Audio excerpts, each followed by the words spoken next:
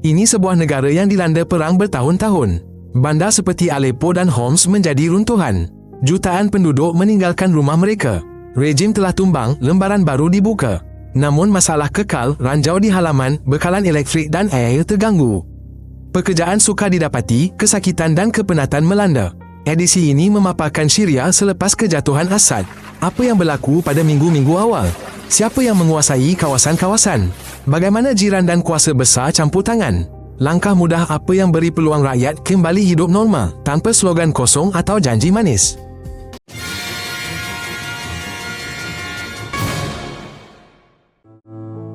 Kota-kota Syria perlukan ketenteraman segera selepas pertukaran kuasa. Hubungan terputus di beberapa tempat. Pengawal di gudang kurang. Bahan api dan ubat-ubatan berisiko dicuri. Pos kawalan didirikan di jambatan utama dan dekat hospital. Akses ke gudang senjata disekat.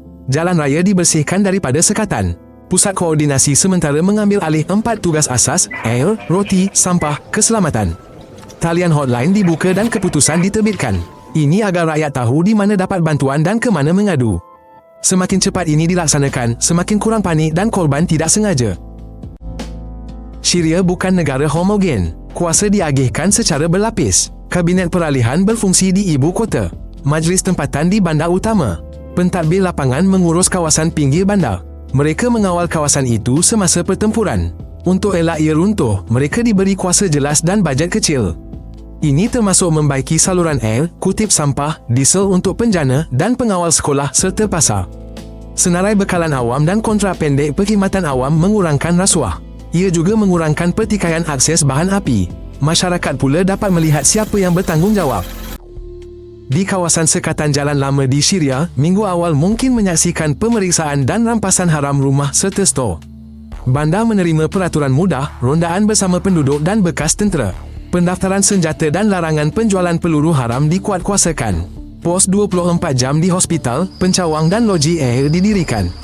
Laporan harian bahan api dan tepung diperlukan. Bila jelas siapa jaga keselamatan, keganasan berkurang. Pembakaran dan tembakan rambang juga menurun. Kedai dan pasar kembali beroperasi seperti biasa.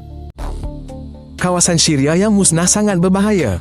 Bom dan periuk api yang tidak meletup masih ada di halaman, pintu masuk dan padang. Syria dianggap antara negara paling banyak periuk api. Oleh itu, pemulihan dilakukan secara berperingkat. Mula-mula, jurutera Lombong menandakan zon selamat. Kemudian, air dan bekalan elektrik sementara dipulihkan. Seterusnya, bumbung dan tingkap dibaiki. Barulah sekolah dan pasar dibuka semula. Penduduk diberitahu ke mana perlu menelefon jika menemui objek berbahaya. Monumen terkenal di Aleppo dan Palmyra dilindungi. Ini untuk mencegah kecurian atau kerosakan baru pada warisan budaya. Rakyat Syria tidak akan kekurangan keperluan asas. Pencawang dan talian komunikasi dibaiki oleh pasukan kecemasan. Hospital dan kedai roti dipasang generator sementara. Pam air diaktifkan di saluran air. Pusat agihan air minuman dibuka. Harga roti dikawal untuk elak spekulasi. Pas ringkas dan peraturan seragam diperkenalkan untuk pengangkut.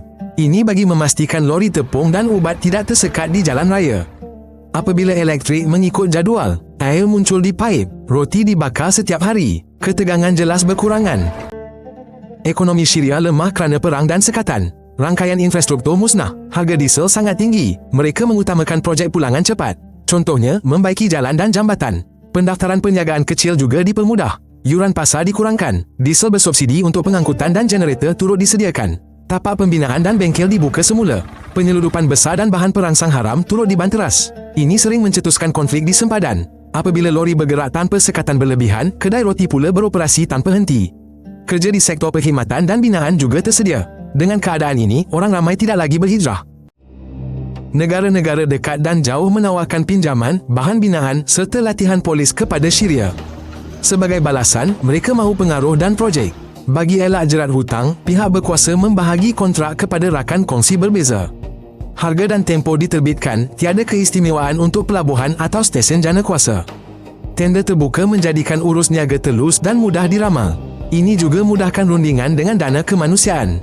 Dana ini biayai pembaikan sekolah, klinik dan perumahan. Ia untuk keluarga yang pulang dari KM. Ketelusan mengurangkan rasuah dan bina kepercayaan dalam negara. Di Syria, struktur berkaitan Rusia dan Iran kekal berpengaruh di pelabuhan, pangkalan dan gudang.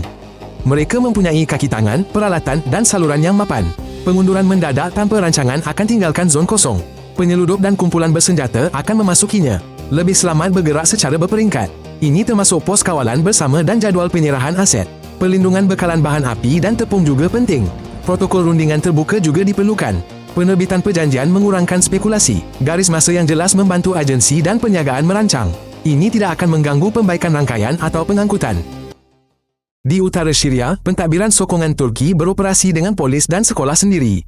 Susunan ini tidak akan hilang dengan cepat. Pusat dan utara sedang bersetuju mengenai cukai kastam tunggal, peraturan pengangkutan dan rondaan bersama di lebuh raya. Kemudian, barangan bergerak lebih pantas, pasaran kembali rancak dan kutipan haram di jalan raya hilang. Sebagai pertukaran untuk menyertai bajet bersama, utara menerima dana untuk kedai roti, bekalan air dan telekomunikasi. Kurang halangan di lebuh raya bermakna kurang konflik di pos kawalan dan orang ramai lebih berani membuka bengkel. Di timur Syria, terdapat pasukan kuat yang dikaitkan dengan unit Kurdis disokong oleh Amerika Syarikat. Pendapatan minyak dan gas disatukan dalam dana umum. Ada perakaunan telus dengan bahagian tetap untuk keperluan tempatan. Ini termasuk gaji doktor dan guru, pembaikan jalan, stesen PAM dan talian.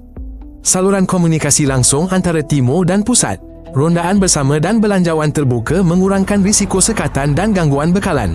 Apabila jelas ke mana wang pergi, orang ramai lebih mudah untuk kekal di rumah.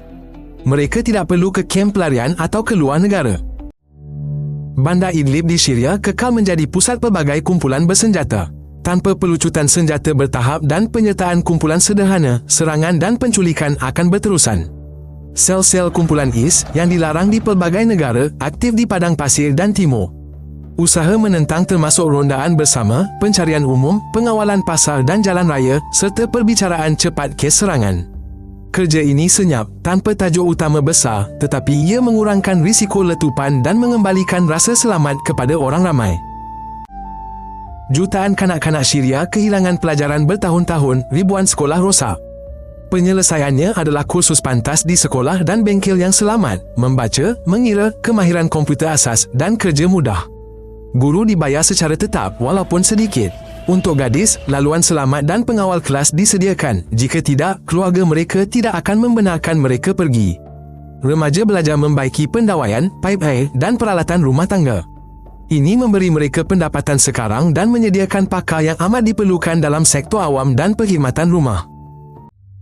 Di Syria, jutaan orang kehilangan keluarga dan tempat tinggal. Mereka perlukan bukan sahaja makanan dan tempat berteduh, tetapi juga perlindungan dari keganasan dan pemerdagangan manusia. Pusat selamat dengan doktor dan peguam serta talian hotline dilancarkan. Pendaftaran penjagaan yang mudah juga diperkenalkan. Perkahwinan bawah umur dilarang. Kawalan pasaran sewa diperketat agar wanita bujang tidak dihalau. Polis dilatih untuk menangani keganasan rumah tangga dan kes kehilangan. Apabila langkah ini berkesan, rakyat mula mempercayai pihak berkuasa. Mereka pulang berkelompok, bukan bersendirian. Jutaan warga Syria masih di luar negara. Di dalam negara pula, jutaan pelarian dalaman. Pemulangan beramai-ramai hanya boleh berlaku dengan keselamatan, sekolah, perubatan dan perumahan mampu milik. Prosedur jelas diperkenalkan. Semakan dokumen, amnestia bagi kesalahan tidak berbahaya. Bantuan pengangkutan, perumahan sementara dan pekerjaan disediakan. Negara jiran dan Eropah lebih rela beri wang serta bahan binaan. Ini jika mereka melihat ketelusan dan tiada penindasan. Tanpa kepercayaan, keluarga akan kekal di diaspora. Rumah akan kosong dan pasaran kehilangan tenaga kerja. Agar Syria tidak berpecah belah, peraturan jelas dan mudah diperlukan untuk tempoh peralihan. Majlis tempatan yang kuat, bajet bersama serta satu tentera dan polis. Menggubal undang-undang asas baru akan ambil masa. Oleh itu, penting kini tetapkan siapa lantik pemimpin wilayah, bagaimana hasil dibahagi serta cara mahkamah dan polis berfungsi.